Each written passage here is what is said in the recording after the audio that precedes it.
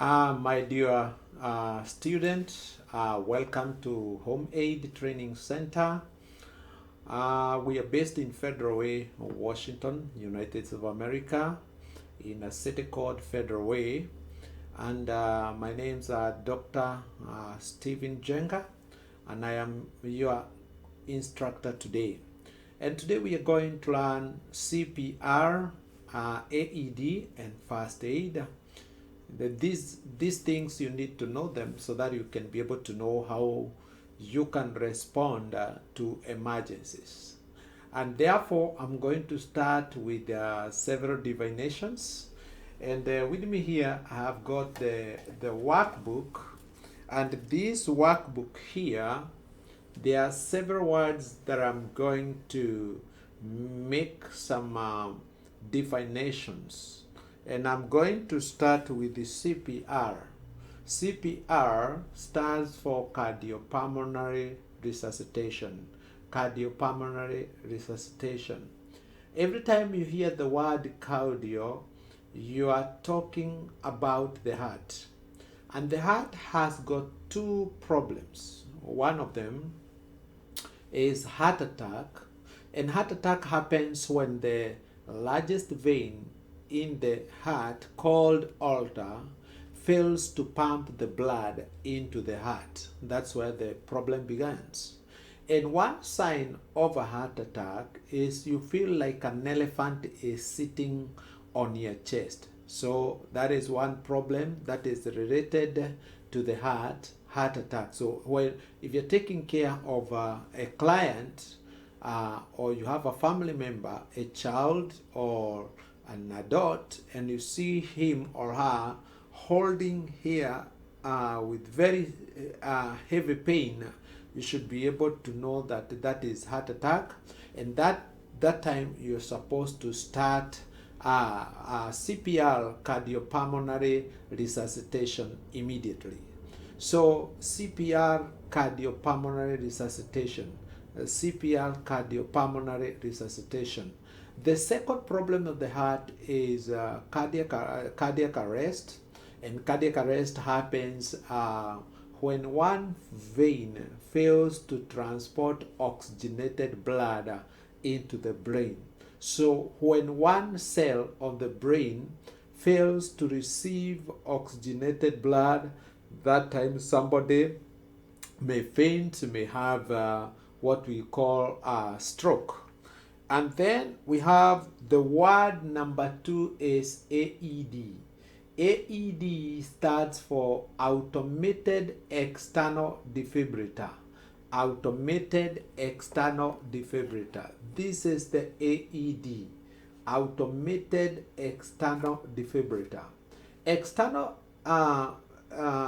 Automated external defibrillator is like the battery of a car.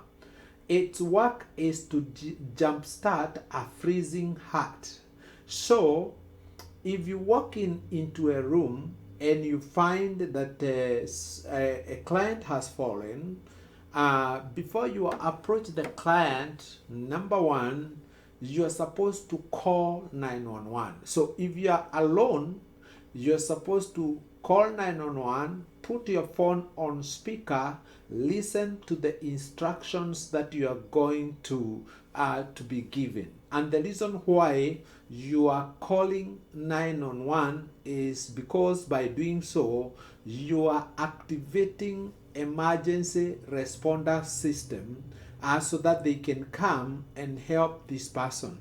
So number one, you call 911. So if you are with other people, you will tell them, go call 911 and bring the AED, this AED, because it will jumpstart when the heart is frozen and it is not pumping the blood. So, automated external defibrillator, I've told you about it, and I've told you its work. Then the third word that I'm gonna talk about is first aid. First aid is first initial help given to someone who suddenly becomes ill or has an accident or have had a fall. So before that person arrives to the hospital, you are supposed to start. You're supposed to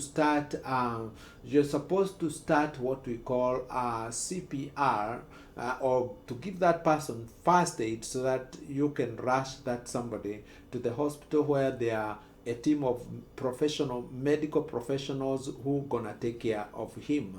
So after defining these words, I would now like us now to go to start with the CPR. And I repeat once again, if you walk into a room and you find the client has fallen, you're supposed to go to call 911, put your phone on speaker, listen to the instruction, and then you begin CPR immediately. The reason why you are beginning CPR immediately, it's because it only takes 7 to 10 minutes for the brain of a person to die. So you have to begin immediately.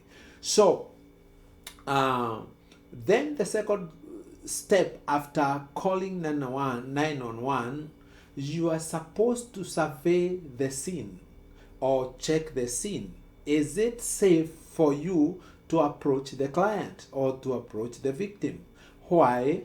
It is because you don't want to get into danger yourself. So what you're supposed to do is to check one corner of the house, check the other side of the house, check the other side of the house, check behind the other side of the house, check up, so that probably the client might have been hit by an object, and you do not want to be hit with the object.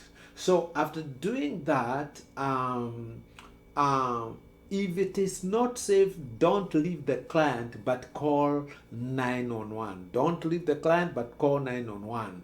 Now, if it is safe for you to approach the client, then you can approach the client and you tap the shoulder. Hey, my name is Dr. Steve. I'm CPR certified. Can I help you? You are asking for consent. And once you do that, after checking, if the person is not responding, you assume that person has given you permission to help that person. You must be able to differentiate between gasping and breathing. So if somebody is doing that is not breathing. So the next step you're gonna use 2 to 3 seconds to check whether that person is breathing. Use your 2 fingers, feel the pulse to check whether the person, you can feel the pulse. If you cannot feel the pulse, what you're supposed to do is to put on your gloves, and then between the 2 nipples on the breastbone, you are supposed to do between 100 to 120 compressions within 1 minute. Remember, I said it only takes 7 to 10 minutes for the brain of a person to die. This is the very important part of saving someone's life. Again, you're also supposed to check whether he could be having a label written DNR. DNR stands for do not resuscitate. So between the 2 nipples on the breastbone, you are supposed to do what we call 30 compressions and 2 rescue breaths. And I want you to look here very clearly. Okay. 1, 2, 3, 4, 5, 6, 7, 8, 9, 10, 11, 12, 13, 14, 15, 16, 17, 18, 20, 21, 22, 23, 24, 25, 26, 27, 28, 29, 30. And then you're supposed to take the CPR barrier and then you press it on the mouth, and you're supposed to give 2 rescue breaths. So put your finger on the nose and then you lift the chin, because when somebody has fainted, the tongue blocks the airway. So you want to make sure that you're giving proper 2 quick rescue breaths. So hold there, put the barrier. The barrier is to prevent your direct contact between you and the client. And then you give 2 rescue breaths. You want to avoid distraction. And then from there, you're supposed to continue. They say you do CPR until you're exhausted. And if you are two people, you can exchange. There's what we call 5 chain. There's what we call 5 chain of survival. Number 1, I said call 911. Number 2, begin CPR. Number 3, use AED. Number 4, emergency responders team, they arrive and they take over from you. And number 5, the person ends up in the hospital. The person ends up in the hospital where there is a team of medical professionals who will take care or check what the problem with the patient is. So 5 chain of survival, don't forget. Number 1, I've said call 911. Number 2, begin CPR. Number 3, I've said use the AED. Number 4, I've said emergency responders team, they arrive, they take over from you, and then they take the person to the hospital. So those are the 5 chains of survival. So in that scenario now, let's assume that the person you sent to go to bring the AED, the person you sent to go and bring the AED machine has gone and brought the AED. So this is the AED. You place it near to the head, and then you get the pads, and then you put them close to the head, and then these pads, they've already been indicated where you're supposed to place each one of them. So if you look at this one, you look at this one here, it's indicated where. If you look closely, you'll see it is showing where you're supposed to place the pad. So I'm gonna place this one. This one comes here. So this one here, this one comes here, and don't place this one on top of implanted device. So you place it, the other one you place it there by the sides there, and then the next step after pressing, making sure that you have placed your pads in the right way, you are supposed to press the green button for AED and listen to the instruction. Okay, here we go. Analyzing heart rhythm. Do not touch the patient.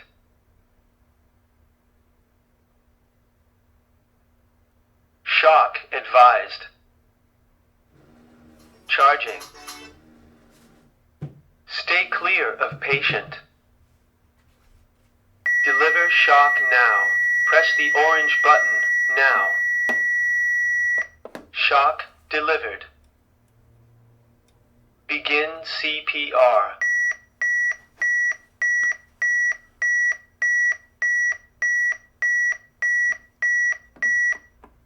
So those are counts for CPR, how the rhythm of how you're supposed to use to do CPR. So after doing that, what you're supposed to do now from there, you are supposed to continue doing CPR. They say you do until you're exhausted. And if you are 2, you're supposed to exchange with each other. And when the the paramedics or the emergency responders team, they arrive, they take over from you, and then they will take over from you, and they'll be able to, the person will end up in the hospital. So in basic words, that is what we call CPR, and I believe that we'll continue to the next part of first aid in the next lesson.